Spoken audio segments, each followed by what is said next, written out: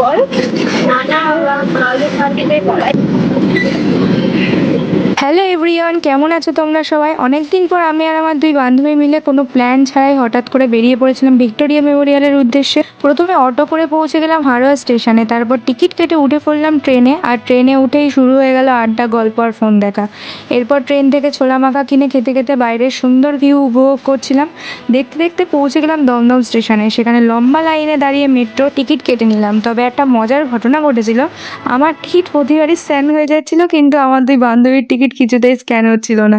কয়েকবার চেষ্টা করার পর অবশেষে ওরাও ঢুকতে পারলো। তারপর মেট্রোতে উঠে গল্প করতে করতে পৌঁছে গেলাম রবীন্দ্র সদন। সেখান থেকে 5-10 মিনিট হেঁটে পৌঁছে গেলাম এমপি বিড়লা প্ল্যানেটোরিয়ামে। সেখানে কিছুক্ষণ সময় কাটিয়ে আইসক্রিম খেয়ে আমরাও রওনা দিলাম আমাদের মূল গন্তব্য ভিক্টোরিয়া মেমোরিয়ালের দিকে। আশা করি তোমরা সবাই এই জায়গাটির নাম শুনেছো এবং অনেকেই হয়তো এসেছো। তবুও সামনে থেকে সাদা মার্বেলের তৈরি এই বিশাল স্থাপত্যটি দেখলে সত্যিই মুগ্ধ হতে হয়। রানী ভিক্টোরিয়ার স্মৃতিতে নির্মিত এই ঐতিহাসিক সৌধ আজও কলকাতার অন্যতম আকর্ষণ।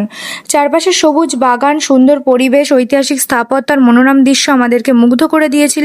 আমরা অনেক ছবি তুললাম, ভিডিও করলাম এবং সুন্দর সুন্দর কিছু মুহূর্ত ক্যামেরাবন্দি করে রাখলাম।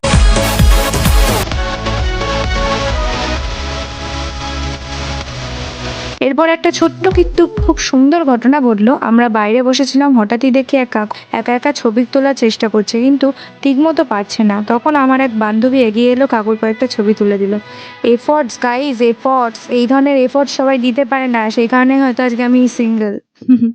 ঘোরাঘুরি শেষ করে আবার মেট্রো ধরে দমদম স্টেশনে ফিরে এলাম। তারপর ট্রেন করে বাড়ির পথে রওনা দিলাম। দিনটা সত্যি অনেক সুন্দর কেটেছে। আশা করি খুব শীঘ্রই আবার কোনো নতুন এবং সুন্দর জায়গার উদ্দেশ্যে বেরিয়ে পড়বো। আশা করি এই আমার ছোট্ট ট্রাভেল ব্লগটি তোমাদের অনেক ভালো লেগেছে। ভালো লাগলে ভিডিওটিকে লাইক, কমেন্ট এবং শেয়ার করতে ভুলো না।